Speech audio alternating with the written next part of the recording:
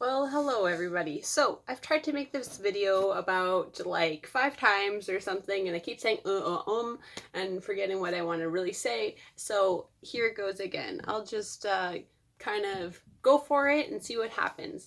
So, basically, I'm just talking today about soup and the maybe not the benefits of soup, but just letting everybody know that it's a very easy and cost-effective meal to make. Is cost effective because you can use any kind of bones. You can use bones that you've already eaten from if you want to, if you need to, and you can use just any kind of meat, pull it out of the freezer, get it boiling, especially if it has a bone in, then you're going to want to boil it for like probably about an hour.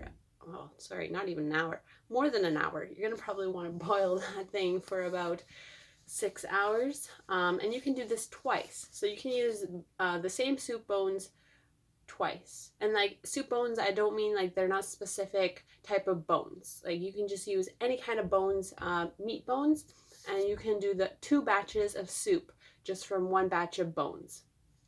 There is a whole bunch of gelatin, which is good for your skin, hair, nails, and all sorts of things. I'm not going to get into all the things that it's helpful for, but I know that there's tons of good minerals and vitamins and good things in there for you. So I just wanted to promote that, like to keep that in mind because one, it's very simple, and two, it's very cost effective. So all you really need is the meat or bones and vegetables. And if you're see, there I'm going stuttering again. So I'm just gonna keep going because I don't want to do this video again.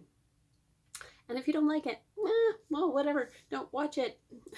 So what I was gonna say, if you don't like meat or can't eat it or won't eat it, then you can just make it with vegetables. So it's very easy. You can add pasta, rice, potatoes, any kind of vegetables, any kind of meat, and just make your soup. All you need is probably a little bit of seasoning, maybe a little bit of salt. If you don't even have seasonings, just add some salt if you have that. If you don't like salt, don't even add salt. You can't really go wrong with a soup that easily, especially if you don't have a lot of income and you can't afford a lot, because nowadays people are not going to be able to afford as much as they used to be able to afford. So this is one good way of saving money and making something to serve to your whole family.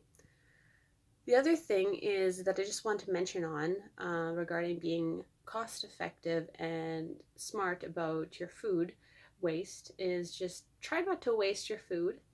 All food leftovers can be used. Either they can be warmed up a second time, or you can create a new meal with your leftover food. Or if you don't want to eat the same food 2 days in a row, then put it in a container and freeze it, and then you can pull it out a different time. Rather that than throwing it out.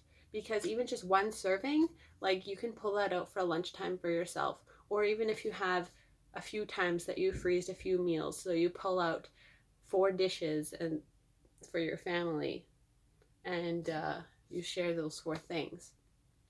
So I just want you to be mindful of what you are throwing out, because things are going to get tougher probably for many people, and be mindful of the things that you can make with the food that you already have. Like, you don't have to search a recipe and then say, oh, I don't have any of these things, so I can't do this. Well, maybe try instead. What I often do is just say, okay, I have beans and I have meat and I have rice and I have a few seasonings. So let's type in beans, rice, meat. What can I, and then a bunch of recipes are bound to show up of what you can make out of that, and then you check. And if you think that the ingredient is not necessary or you don't like it, just leave it out. Like, seriously, you can just play around with your recipes. You don't have to have every single ingredient, and you'll be just fine, and it's going to taste, most likely it's going to taste good. Don't add things that you're not sure on adding. Like, if you're not sure that they should be added or not, then maybe don't add them. some people don't know what would be good to add and what wouldn't be good to add, but probably some things are okay to leave out. I mean, yes, depending. You don't want to leave the main food ingredient out. So that's my little spiel. And sorry that this is not super professional. Like I said, I tried like at least 5 times to do this video so it would sound perfect, but it didn't work out. So here, this is just me, plain and simple as can be, with a few stutters here and there, but yeah, try the soups. They're very healthy, and they're hot and soothing for the throat, and they're easy to freeze and easy to make. And most of all, like I already said, they're very cheap. So good luck out there, and we'll talk to you next time.